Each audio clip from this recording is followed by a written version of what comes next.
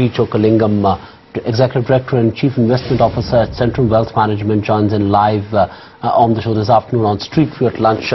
Thanks, Chokalingam, for joining us on ET Now. First up, what's your sense for the next couple of weeks at least? Do you think markets are likely to be in this range? Because any trigger, if at all, will be, of course, the US fiscal cliff. Yeah, next 2 weeks, it's most likely to be on sideways because we don't see any trigger, and also we have a lot of holidays coming in. So there really may not be any major upside swing. And at the same time, I don't see any risk at all on downside, because I firmly believe that, as I've been saying, the US economy doesn't have a choice.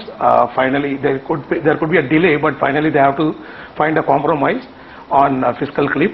Otherwise, US GDP growth will fall anywhere from 4 to 5%, which will lead to severe recession and which cannot be tolerated by any average Americans. So therefore, I firmly believe that by somewhere in the middle of Jan itself, they would resolve the problem, and that would give good upside to all Asian markets and particularly to the Indian market.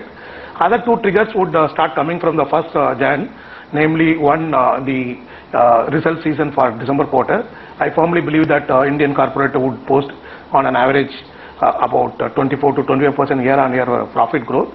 And the second trigger, this time without any disappointment, should come from RBI in terms of the rate cut. So I would suggest the retail investors use this 2 to 3 weeks time, dullness in the market, to accumulate good value stocks and continue to stay invested and wait for record high of indices in Jan-March quarter. So Chokalingam, I mean, talking about earnings, what is it that you are expecting from the IT pack, considering that's going to be the first of the lot which will kickstart earnings, given that the management commentary from most of the IT majors has been a little bleak already? I am not positive on all IT measures. In dollar terms, hardly they would grow by 2 to 4% on year-on-year basis. Maybe in rupee terms, they can grow around 15, 17, 18%, thanks to partly the further depreciation of rupee. But otherwise, it's not going to be any impressive, the results from the IT measures. Chokalingam, also you spoke about the possibility of a rate cut from RBI, but what's your sense?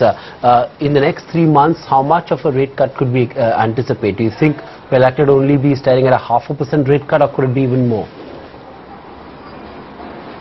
I firmly expect only about 50 basis points, and our RBI being so conservative, they may not go for very aggressive rate cut. The cut should start with the 50 basis point, and then 3 monthly inflation numbers would be watched.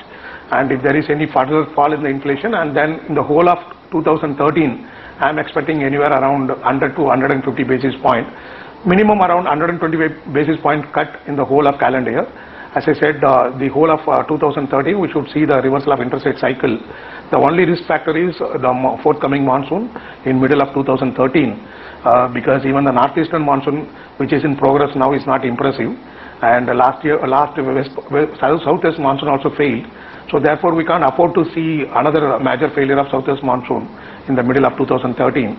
So assuming that the God is in our favor, then the rate cut should be minimum 125 basis point in the next anywhere from 6 to 8 months time.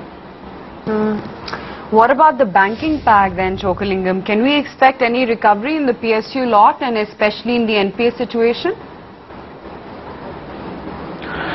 In PSU lot, there could be momentum run up in the month of Jan if RBI cuts the interest rate.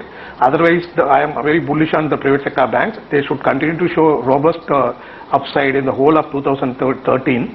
And within banking space, within private sector space, I am very, very bullish on old private sector banks. I think the market has not, given adequate the reward to the old private sector banks after the banking amendment bill was passed. And this bill is, in my view, highly positive for the old private sector banks, because for two reasons. One, there will be a lot of attraction to take 26% stake in these banks by the Indian corporate or even by the foreign investors.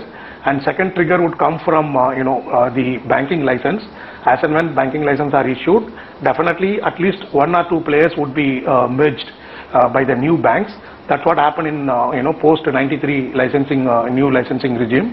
There were 2-3 banks which were acquired by the new banks, and all these acquisitions happened anywhere from 2.5 times to 6 times book value. So that kind of premium valuation I expect, and therefore within private sector banks, I would bet highly on old private sector banks. You wouldn't take a contra call and play some of the PSU banks as well, large caps like an SBI? I would be very conservative. I would not take even the short-term bet on SBI, because sitting on 5.25% gross NPA is really scaring me. I would rather bet on something like Bank of Baroda, which is relatively much superior to other PSU banks. And within mid-cap PSU, I would focus on bank like State Bank of Bikaner. The bank is celebrating 50th year in 2013. So I definitely expect in the Golden Jubilee the bank to reward the investors either with a bonus share or with this, high dividend for the investors. And already it is quoting close to 3.5% dividend yield, and also posted very good results. So I would be selective within the PSU space in terms of Bank of Baroda and State Bank of Bikaner. And what about the auto space, given the kind of commentary that we've seen from some of the auto majors, be it a Hero MotoCorp or a Maruti, saying that FY13 is not going to be such a fabulous year? I definitely agree with that street view. The way the Honda Motor is growing at the cost of other domestic players is really giving me little nervousness. So I would stay away from Hero Motors. Same is with Suzuki, Maruti Suzuki. And the management itself is quite pessimistic about 2013. However, I would bet more on Tata Motors. I would continue to advise buying Tata Motors, because they are doing quite well in the global markets. Even the domestic business should see a significant turnaround, because already it is facing the worst performance in commercial vehicles. The commercial vehicle industry is going down by 30-40% on a year-on-year basis, which should significantly reverse once the interest rate cycle is reversed. And also in terms of valuation, it is available at approximately half of the PE multiple we are giving for many other auto companies. So therefore, within auto space, I would bet heavily on Tata Motors. All right, just stay with us. We see some news flashing on your screen on Elder Pharma signing a pact with a Russian company. Stock is up a good 3% on the back of that deal. Just trying to get you more details on that. It's a pact with Russia's Pharmaco. That's the name of the Russian pharma company. We don't know what's the nature of this particular deal. Is it an out-licensing deal? What's the nature of that deal? We don't know yet. That's the only information that we have right now. It signed a pact with a Russian pharmaceutical company. Stock is up, reacting sharply to that particular news, up a good 4%, a good 3% in trade. Chockalingam, you want to comment on the entire pharma pact, because they've been pretty strong, even though markets have rallied quite a bit.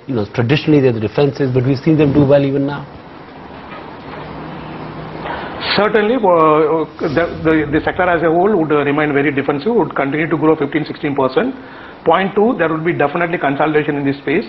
There will be at least 1 or 2 deals, particularly the mid-cap pharma companies being acquired, either by foreign companies or domestic large pharma companies. However, the investor should be very cautious. If any stock is available at around, anywhere from 8 to 12 PE, they can bet on, because in my understanding now it is not under automatic route. Any FDI, above 49-50%, it has to go through the, approval route, and it may not be that easy. So therefore, the best strategy is to, pick up pharma stocks which are not expensive. So something like, Lupin in the large cap, and in the mid cap, I would strongly bet on Indoco Pharma, Indoco Remedies, and Unichem. In my view, these 2 stocks are very attractively valued. So otherwise, on the sector as a whole, I remain very optimistic even for 2013.